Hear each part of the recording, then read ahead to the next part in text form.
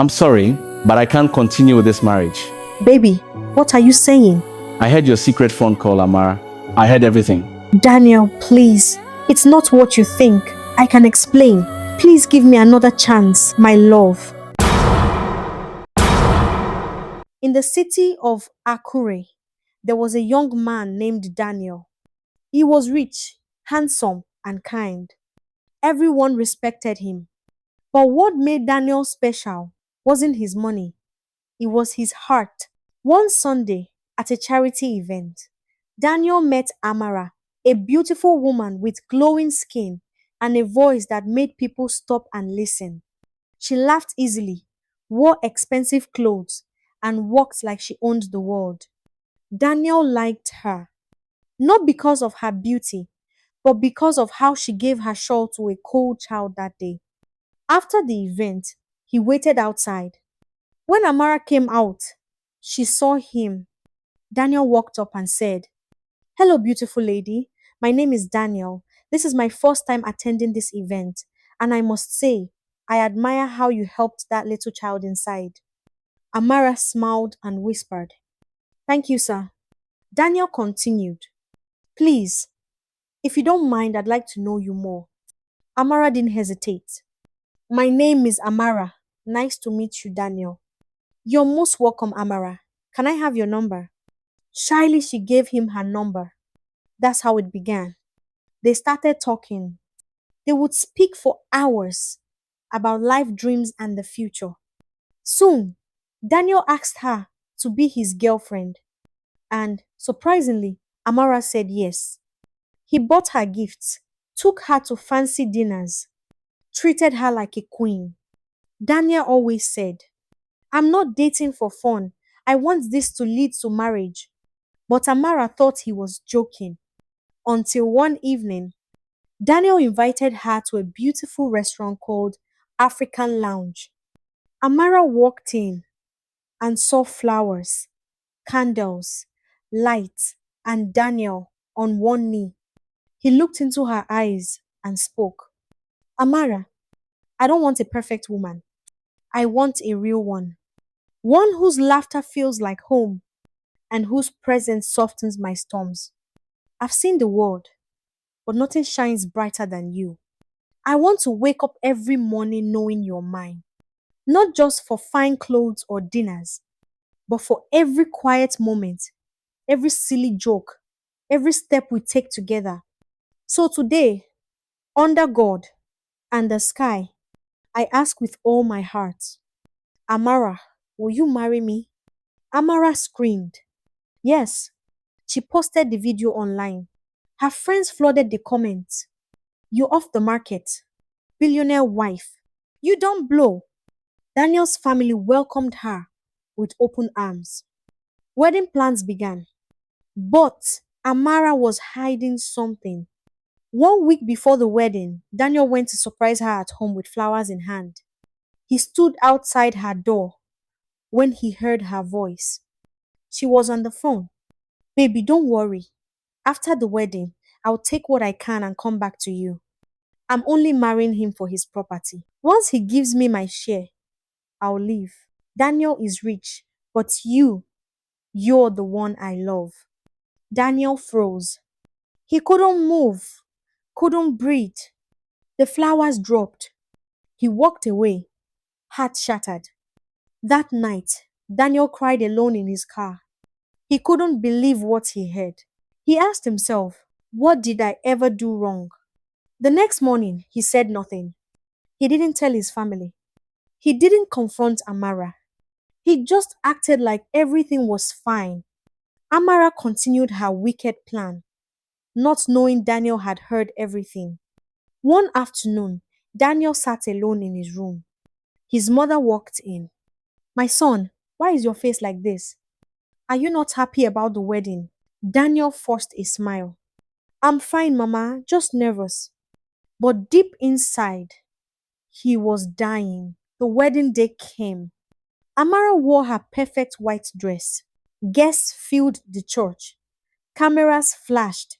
Laughter filled the air. Everyone smiled, except the groom. As Amara walked down the aisle, She smiled proudly. The pastor began, Amara, do you take this man, Daniel, to be your lawfully wedded husband, to stand by him, support him, and hold his hand even when the world turns away? Her voice cracked slightly. I do. Then the pastor turned to Daniel. Daniel, do you take this woman, Amara, to love, honor, and walk beside her until death separates you? The church fell silent. Amara smiled. Daniel opened his mouth, then paused. Pastor, he said, before I answer, I need to say something. The crowd gasped. Amara whispered, Baby, what are you doing? Daniel stepped forward. Ladies and gentlemen, thank you for coming. I know you traveled far, but I cannot continue this wedding. The hall broke into whispers. Daniel turned to Amara. Amara, when I met you, I thought I had found my forever, our wife, our partner, our future.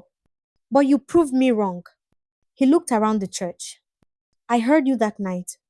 I came to surprise you with flowers, but instead, I found my own heartbreak. You told another man you never loved me, that you were only marrying me for my money, that once I gave you your share, you would run back to him. Phones came out, people were recording. With all due respect, Pastor, this wedding is cancelled. Amara dropped her bouquet. Daniel, please let me explain. No need, he said. I've heard enough. Suddenly, Amara collapsed. Her white gown hit the floor like a bag of rice. Makeup ran, lashes fell. The same friends who danced with her quietly walked out. The video went viral.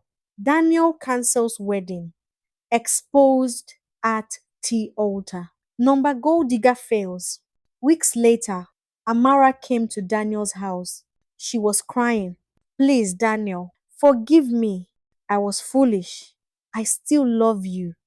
Daniel didn't speak. He turned to walk away. Then she shouted, Daniel, I'm pregnant. Daniel froze. If it's true, he said calmly, I'll take care of the child, but you and I are over. That night, Daniel sat in silence. No television, no music, just the rain. He called his best friend. Bro, I need to disappear. The next morning, Daniel packed one small bag, no convoy. He boarded a bus to a small riverside town where no one knew him. He didn't go there to find love. He went there to breathe. In that quiet riverside town, Daniel met a woman named Remy. She wasn't loud. She didn't wear expensive clothes. She just had peace. She worked at a small orphanage, caring for children with no family. Daniel and Remy became friends. They would sit under the mango tree in the evenings, talking about life. She didn't ask about his past. She just listened. Remy had her own scars. She once had a husband who left her after she lost a baby.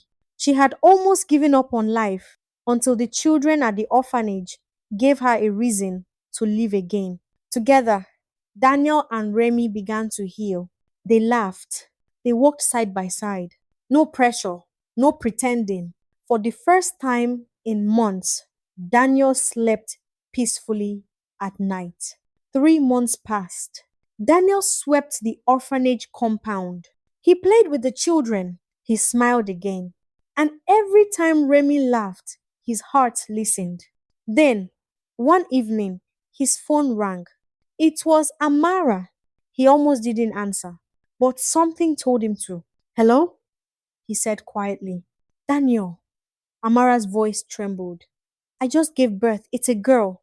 Silence. I named her Zara. She looks like you. She's beautiful.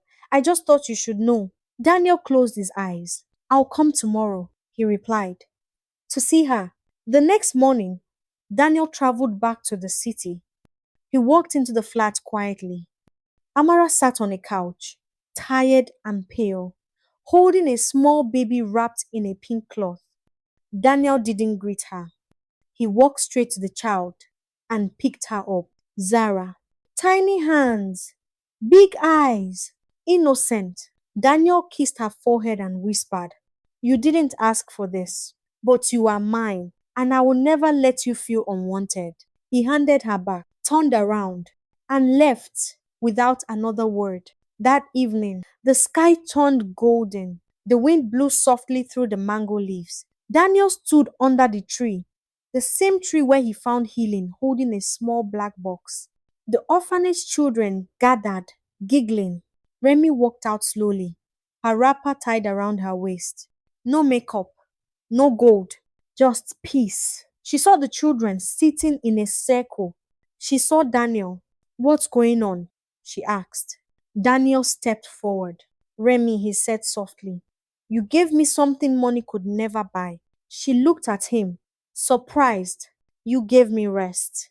Not the kind that comes from sleep, but the kind that comes when a heart finds peace." The children nodded as if they understood.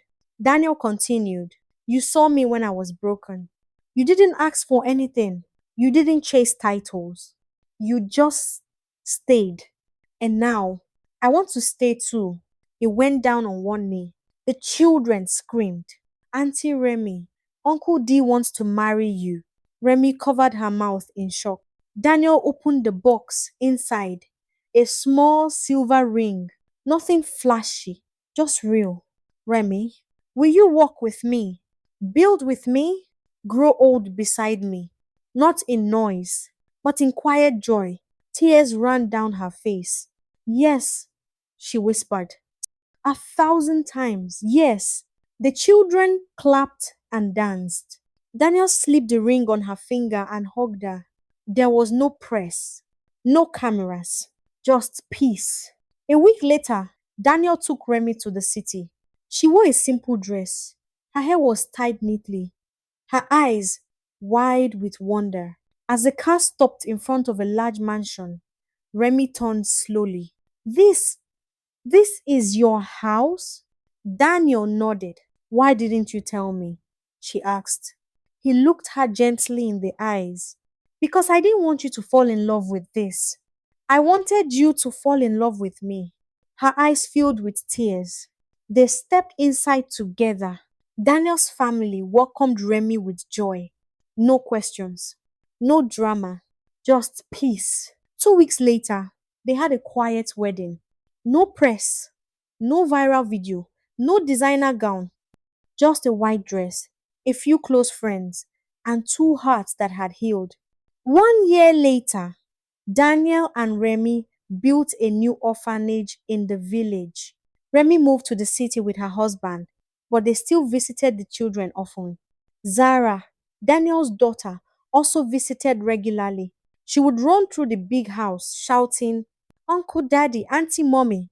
Remy never treated her like a mistake, never pushed her aside. She bathed her, fed her, hugged her tight, not like a stranger's child, but like a daughter. One night, as Daniel watched them playing, he whispered to Remy, "I thought my life ended the day I was betrayed, but it was only just beginning." Remy smiled and replied, "Sometimes heartbreak is how God leads us to the right door."